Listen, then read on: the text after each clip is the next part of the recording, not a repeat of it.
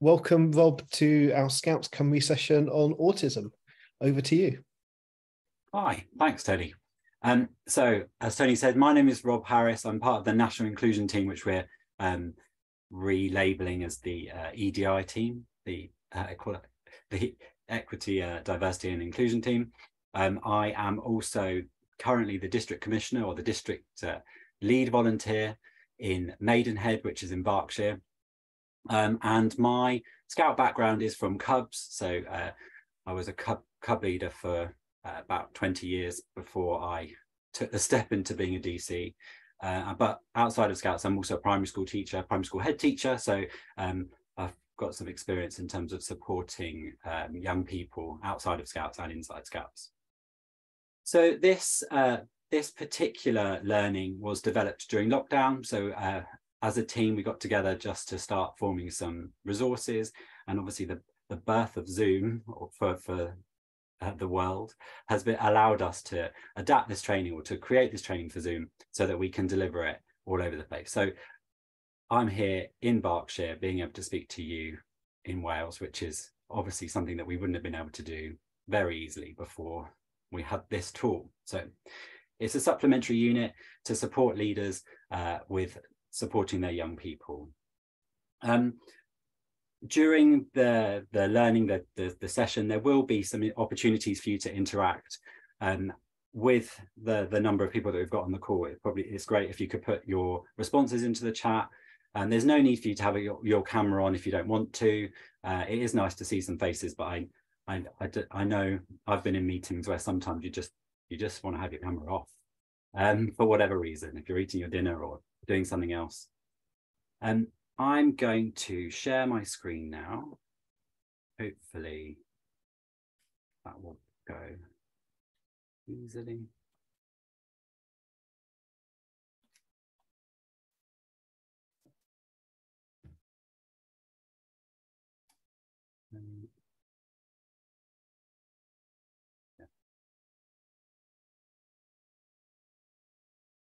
Okay, hopefully that's fine for everybody. You can see that. I don't know if there's a strange bit at the top, but that should be okay. Okay. So as I said, this unit is called Supporting Young People with Autism in Scouting. These are, we say our objectives, but these are the things that we'll be covering as we go through this. We're thinking about what autism is, some myths and facts around autism, how we can adapt our language about autism, how we can touch on understanding some of the behaviours, how we can support a young person, and where else there is to go for help. So where other resources that are available to help us. So the first question here is, what do you think is the definition of autism? So if you can have a think, if you've got any ideas, put it into the chat. I'm just going to plug my battery in. And if you've got any ideas about what autism is, and now I can see my screen is not sharing anymore.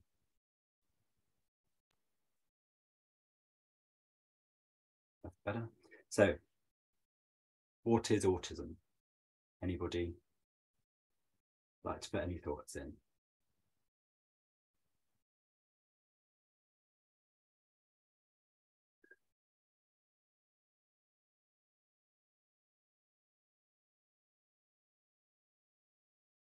Okay, great. Thank you, Nicola. We've got a neurological difference in the brain. Anybody else want to say anything that they know about autism? Anything they think? What's your knowledge? A broad spectrum. Great. Thanks, Clem. Anybody else? Okay, I am going to give you the National Autistic Society's definition of what autism is. So autism is a lifelong condition affecting how someone communicates with and relates to other people and to the world around them.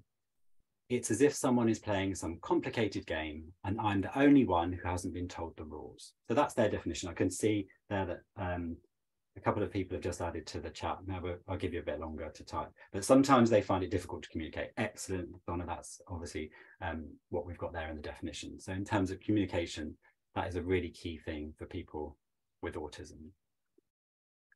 So here we have some myths and facts, but which ones are myths and which ones are facts? So the first one, autism only affects boys. What's an idea? A couple of people can put in the chat. Laura saying myth, autism only affects boys. Myth, myth, great. So great, thank you. We're clear on that. Autism doesn't only affect boys, correct. Majority of people with autism are geniuses. What do we think? Again, a myth. That's correct, yeah. And what about let's think about the definition. We just heard about the definition, which helped to answer the next one. People tend to grow out of autism in adulthood. Again, it's a myth to get a theme here. Everyone is a bit autistic. We often hear this where people say, oh, everyone's a bit autistic, or I'm a bit autistic. Again, that is a myth. It is a myth that everyone is a bit autistic. Autism is a mental health problem. Again, a myth. Are people with autism always non-verbal? Again, a myth. Okay, so you've got the theme there. These are all myths. So these are all common myths that people believe or think about people that might have autism. So it's really important to consider, particularly that bit about everybody is a little bit autistic. You often will have heard of autism being on a spectrum. That actually the language is changing around autism spectrum disorder. So rather than being disorder, it's now being referred to as a condition, so ASC. So there's this phrase that says, when you've met one autistic person, you've met one. So when you've met one person with autism, you've met one person with autism. So it's just worth us thinking, remembering that everyone is different. So just because someone has autism doesn't mean they're the same as the person that you've seen before that has autism. Certainly at school, I've taught lots of young people, lots of children who've got diagnosis of autism, who all all behave in different ways and need the support that's for those specific children. So we're going to have a look a bit about the language that we use, the language that's used around young people and people with autism. So we're going to go through these one at a time. So this is just some of the terms that might be used. An autistic, ASPI, that's a way that people might refer to people with autism. There's suffers from or is a victim of autism. People might refer to them as retarded or mentally handicapped or backward. But then we also have the term normal, people living with autism. They might refer to it as a disease, an illness, or a handicap. And Asperger's syndrome is a mild or rare form of autism. And they're also looking at the phrase of normally developing children. So we're going to think about what this language means and what do we mean by it and how we can change it. So first of all, this phrase where we might call someone with autism an autistic or an autist or an autie or aspie. Can anybody think of what would be a better way of referring to these young people that may have autism? So if you can think of any phrases, any words, just give it a go. Has autism, right? Liam. Anybody got any other ideas? Neurodiverse, thank you, Laura, great. Let's see if anybody else has ALN. Right. Let's have a look. I know some people might still be typing on the spectrum. Next one. So quite simply, a person or a child with autism, or a person or child on the autistic spectrum, which would include Asperger's. So we're using the term autistic more and more as the research from the National Autistic Society indicates there's a preference for that term among autistic adults. Just to note what it says there in the other side, that some individuals may refer to themselves in that way. So somebody might say, a person with autism might say, I'm an Aspie. That doesn't really give us permission to use that term. We should use the correct term. So suffers from or is a victim of autism. Let's have a look at that one straight away. So again, you say is autistic or is on the autistic spectrum, autism spectrum, or has an autism spectrum disorder. So like I said earlier on, ASD is used by many people, but we're seeing more and more it being referred to as ASC, the autism spectrum condition, because it avoids that negative connotation that comes with the word disorder. I don't know about you, but when I saw the next words, the retarded and mentally handicapped words here, it was a bit shocking, and obviously it's designed to shock, but a better phrase for referring to somebody with autism or with a disability as a person with a disability. Okay, let's have a look at disease, illness, or handicap. Can anybody think of something that might be better, phrase or words that might be better to use rather than disease, illness, or handicap?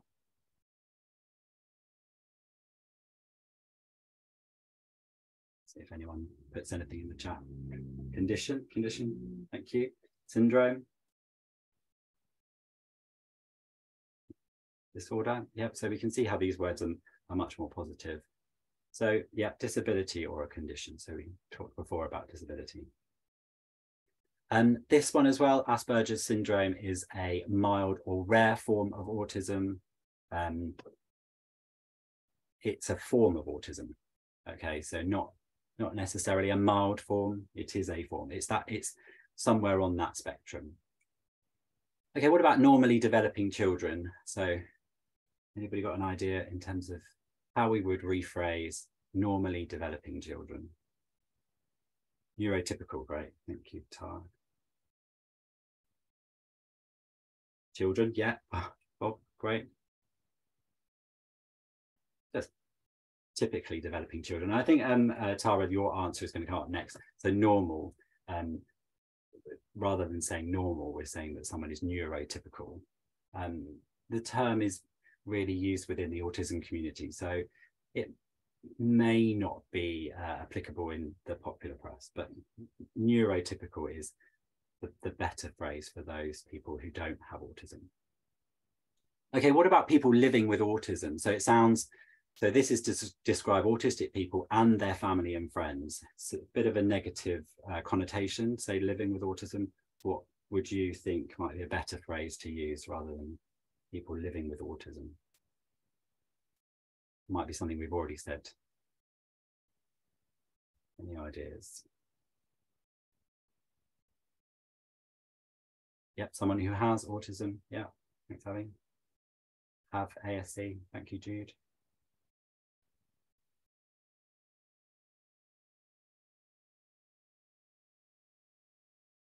Yeah, so people on the spectrum, their families and friends, autistic people, their families and friends. So, or you could say living with someone with autism. Okay, great. We're going to have a look at a video now. Hopefully the sound and everything will work. Click the right box. During this video, there's a couple of questions to consider. What's causing the young person to feel anxious, and how does mum handle the young person? So think about what is happening for that young person, and then think about what mum does. So we're thinking, how does she support the young person with what's going on for them? I'm going to cross my fingers.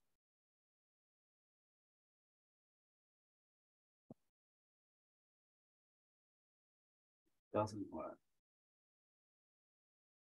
Okay.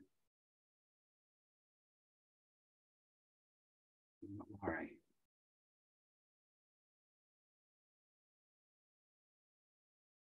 we go.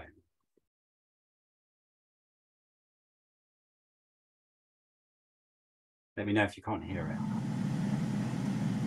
Just wait there 1 minute. I'm just going to get a ticket, okay?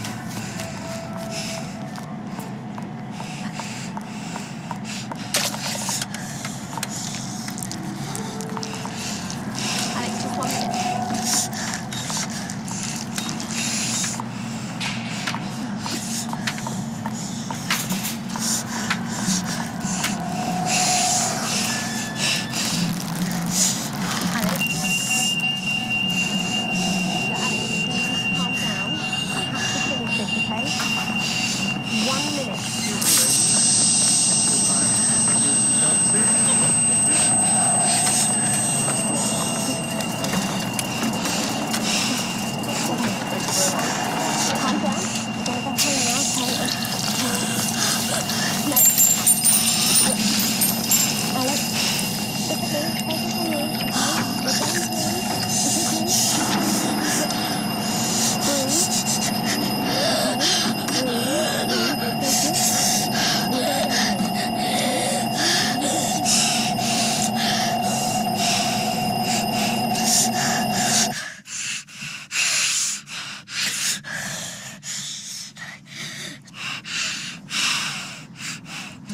Just breathe.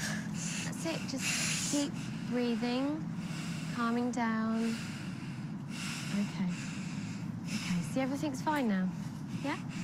Right. Let's go home.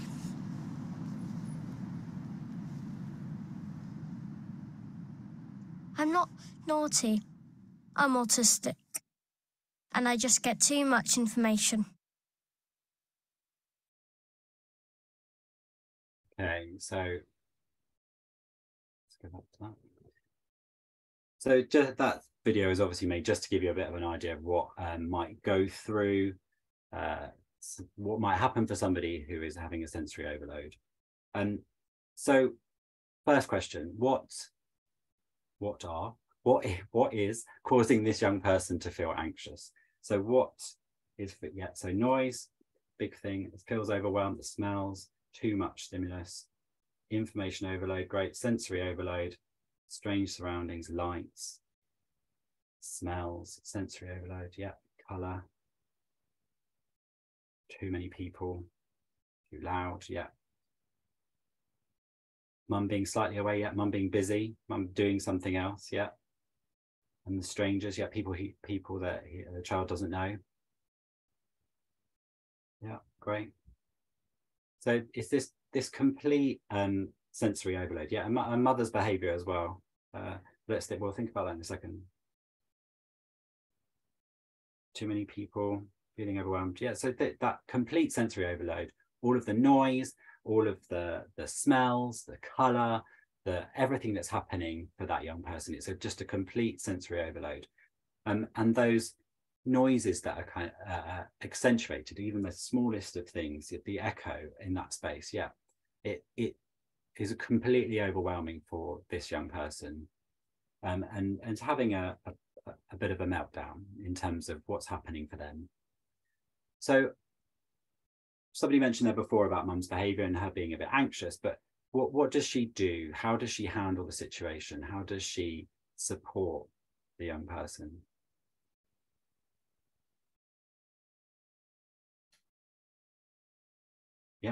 Yeah, lots of reassuring, repeating. Yeah, eventually takes away the stimulus. Yeah. Oh, it's going really quickly. Takes him, talks to him, being an anchor, that's great. Removes from the environment, talks and removes him from the situation, turns to him, reassures him, makes eye contact. Yeah, and then takes him from the situation. Yeah, she gave him instructions. She told him what she was doing, and she didn't use too many words. She reassured him. He could see her all the time, and so someone mentioned that the anchor, that being somebody that is reassuring for him, that is there, and she obviously was in the middle of doing something, so she had to finish what she was doing. But she was very patient with him. She didn't shout. She didn't raise her voice. She didn't rush to do anything. but she did then take him to a safe space. Yeah, that's, as Donna says, mum remained calm the whole way through, and took the child to a quiet space. And before that was encouraging the child to breathe and just concentrate.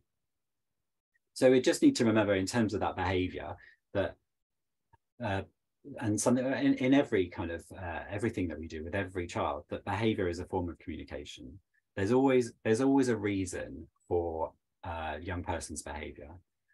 Sometimes it's not easy for us to understand what that reason is, what's going on, what has caused that behavior, but we need to try and work out what has meant that what has caused that behavior to happen.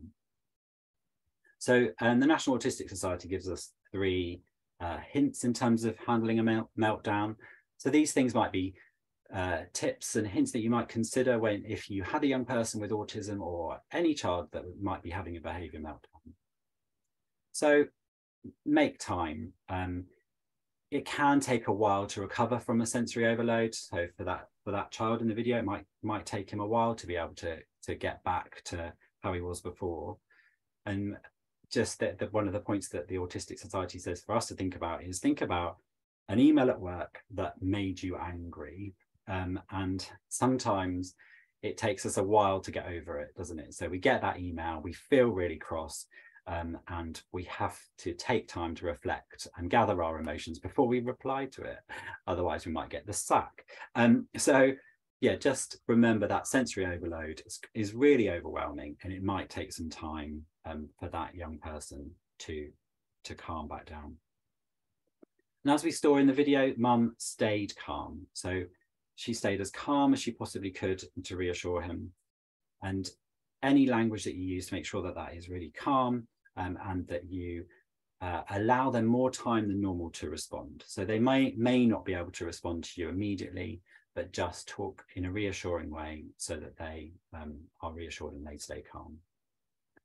Again, make space. So we saw in that video that she was able to take the child outside of the shopping centre so that he could calm down. So if this was happening in a scout hut, it may be that you could allow that young person to go to another space, maybe with a friend, or just so that they've got some space outside of the main hall or outside, so that they can just reduce the sensory overload, so that there's less noise, and there's less going on around them, and make sure there's no other children watching this behavior happen.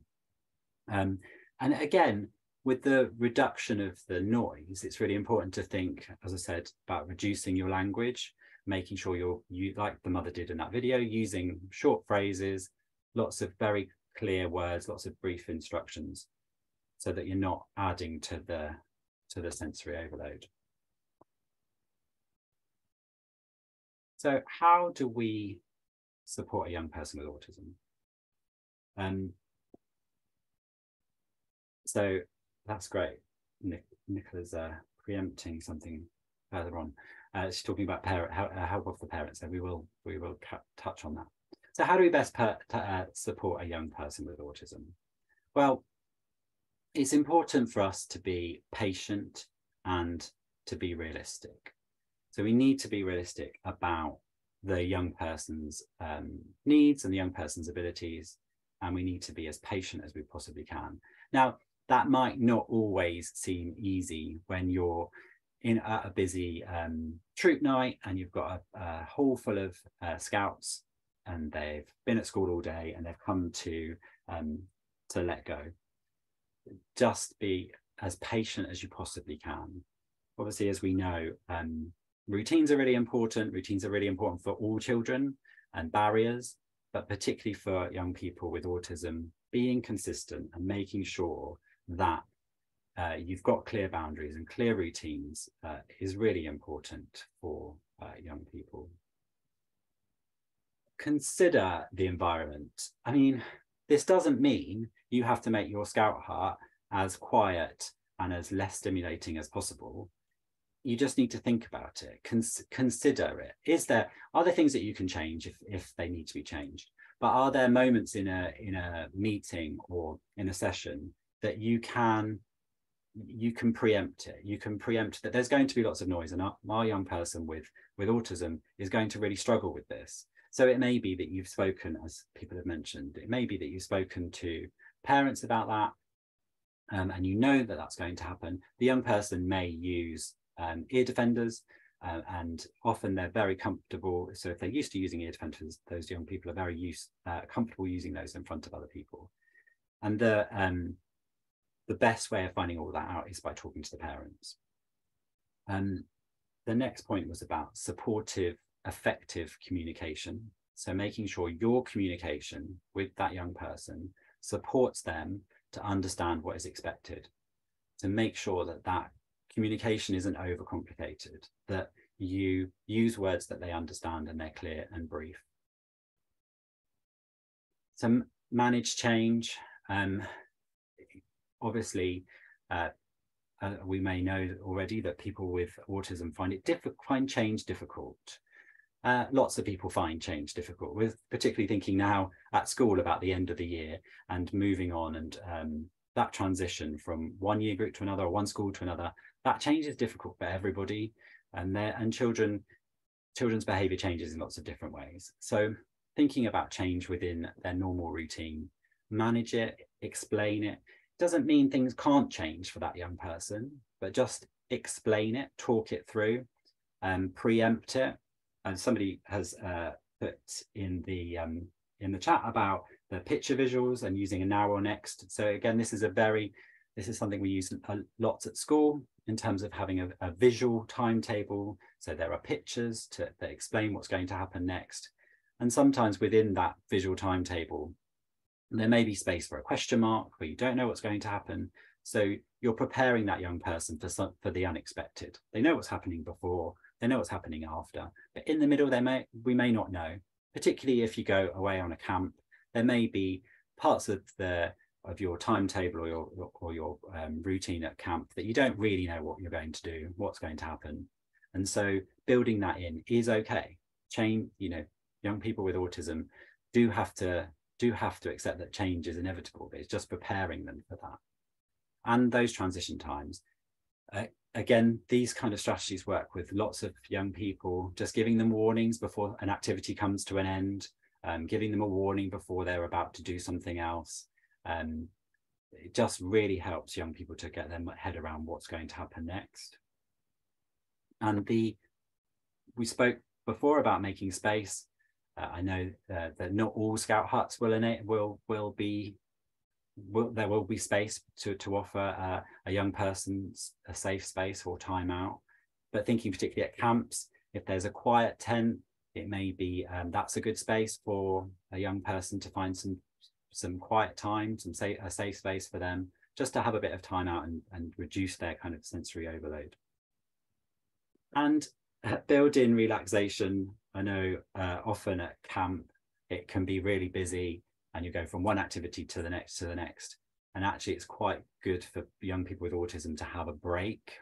I was involved in a gang show recently, and we had a young person with autism in our cast, and that young person came to every single rehearsal, and they weren't in every single item within the show. They had a bit of support backstage when we came to the show, and we managed to create a safe space outside in the backstage area. So if there was an item that this young person wasn't in, or if he was on stage and became anxious, he then came into that space, just so that he could take a breath and pull himself together so that he can go back on stage again. And basically it's anything that we could do to support him to be successful. And Nicola's mentioned here in the chat, just to make sure that if in that safe space, making sure there's nothing that those young people could hurt themselves on. Because this young person I was talking about, he did flap his arms and jump around quite a bit. And so we needed to make sure that there was a space there where he wasn't going to hurt himself. Good tip, thank you. So some real life examples for us to think about. So this is some ideas here, some situations that may be real life. If you could have a think and put some of your ideas in the chat. So the first one is Jay, who is a cub, seems to be having problems understanding how to do activities. So this could be any young person, any cub, but let's assume that this young person, Jay, has, he's on the spectrum. So he seems to be having problems understanding how to do activities. How would we support them? So yeah, using visual instructions, great. Pictures is great. Show rather than tell, so demonstrate something, really helpful for lots of the practical things we do. Taking it step by step, breaking it into chunks, lots of visuals. Yep. Direct, simple instructions is great. Lots of chunking, clear wording. Yeah. You may team them up with another cub to help. It might be that their sixer, or somebody else within their six might be a really helpful person to help support them, someone that's been successful doing the activity. Yeah, it's just breaking it down. We obviously want them all to achieve the activity, don't we? Yeah, so again, if you can, a leader completes it, shows the young person what to do so that they've got a model. Okay, the next example, if any words come up. Hello, there they are. Daniel seems to find it difficult to move from one activity to the other. He sometimes refuses to finish what he's doing. So how do we support a young person who finds it difficult to finish something, refuses to finish something, difficult to move on to the next activity? Yeah, so like I was saying before, yeah, Bethan, give them plenty of notice, give them 5-minute warning, yeah, and time in between activities if they need it. Yeah, so make sure they know what's happening next, and giving them breaks if there's and space. Yeah, encourage and support. I had a cub once who was so engaged in an activity that we couldn't get him to stop, so we just let him carry on. So we were going off to finishing the session, and he didn't want to stop. Whatever, I can't even remember what it was, some kind of craft activity, but he was so focused on that craft, and we'd given him the warnings, and obviously there's a time frame, the meeting's coming to an end, so we just allowed him to carry on, so that's that flexibility, being able to support them. Bob is saying a beaver refusing to do an activity, they sat and discussed the badge work and they calmed down immediately. Yeah, just that explanation. So there may be an activity that the young person doesn't really understand why they're doing it. So just a bit of explanation, and often that incentive of getting a badge often is the thing that will encourage them. Yeah, so lots of really good things, allow them plenty of time. So here we have the third example. Okay, and the third example is Seema is a new scout joining your group. She's standing alone in the corner of the room. So this could be any young person, but let's assume this is a young person with autism.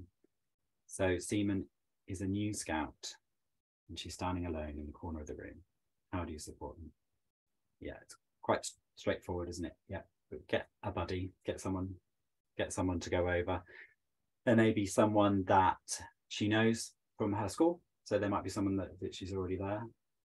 Yeah, and get them to talk about the activity that they might like doing. Get them to engage in something that they enjoy. There's obviously a reason why they're there, so let's hope that getting through the doorway in the first place is a really positive thing. It's just drawing that in, bringing that in. So it's probably a lot of those strategies are the same if you had any new scout that was a bit reluctant to join in. Yeah, so getting somebody friendly, that's right, getting someone friendly to just go over and welcome them in. And it might be a patrol leader, it might not be, it might be someone from their school, it might just be you've got a particularly friendly scout there, and that's great. Yes, also there's option for parents to stay, isn't there? Yeah, the parents can stay to support Seema in those first meetings.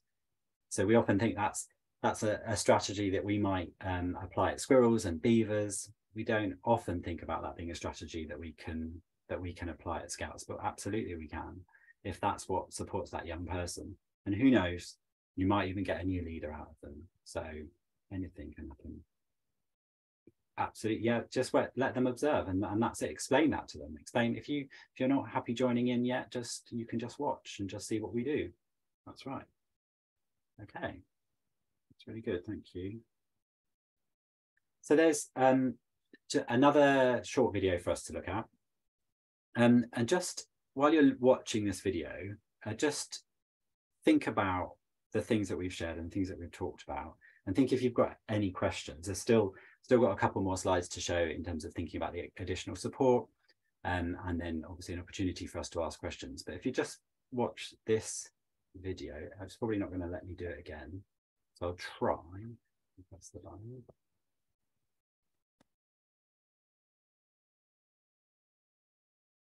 But it's not, so I will.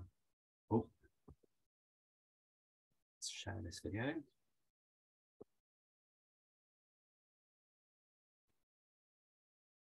Okay. Amazing things happen. We are all different, and that's wonderful. Some differences are easy to see. Height, hairstyle, gender, eye color, and so on. Other differences can't be seen. Our favorite foods, fears, or special skills. Interestingly, the way we see the world is also different. For instance, what do you see in this drawing? Most people see a duck, but some of you might have seen a rabbit. Whichever you saw, you are correct. This is just a trick drawing to show you that all brains work differently. The brain is your body's computer. It works differently for all of us and controls how you learn. That's why we are all good at different things. How you feel, which is why we all feel different emotions. And how you communicate. Sometimes the brain is connected in such a way it affects the senses and how we perceive and read situations and interactions. This is known as autism. Many people have autism, so it's likely you already know someone who is autistic. And for this reason, it's useful to know a little bit about autism. The special wiring inside an autistic brain can sometimes make the person good at tasks we may find difficult, such as mathematics, drawing, or music. It can also do the opposite, and activities we find too easy are incredibly difficult to them, such as making friends. The senses constantly send information to your brain about your surroundings and other people. However, when a person's brain and its senses don't communicate well, the brain can become overwhelmed and confused, affecting how they see the world. Picture yourself walking down the street.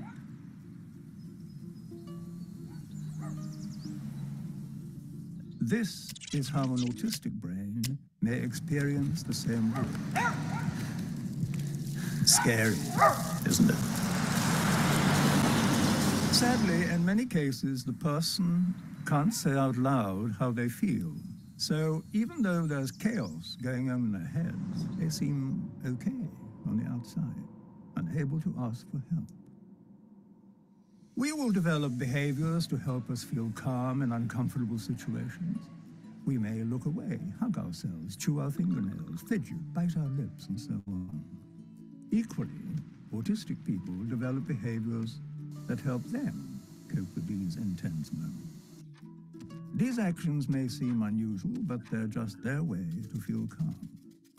When they happen, it means they are having a hard time.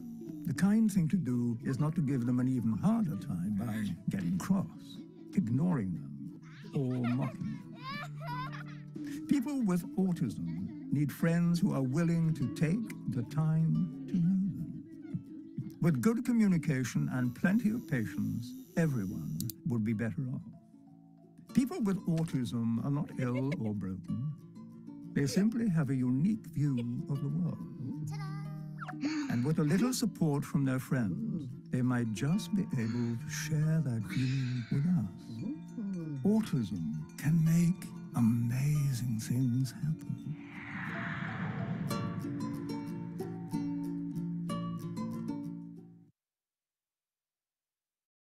There we go. Cool. Let me get next video now. This advert. Okay, so that's a really important message in terms of thinking about that unique view of the world, and also what's going on for those young people where they might not be able to explain that sensory overload and what's going on for them. So there's lots of additional support available. There is a whole section on the Scout website for supporting young people with autism. There's a lot of new resources on there that have been updated, a lot. So this is the section that's got the most resource in terms of supporting young people with additional needs. And there's also a recording of this on there, of this training on there. So if you wanted to look at it again or use it again. There is the parent carer framework. So we talked about involving the parents and talking to them about what works for their young people.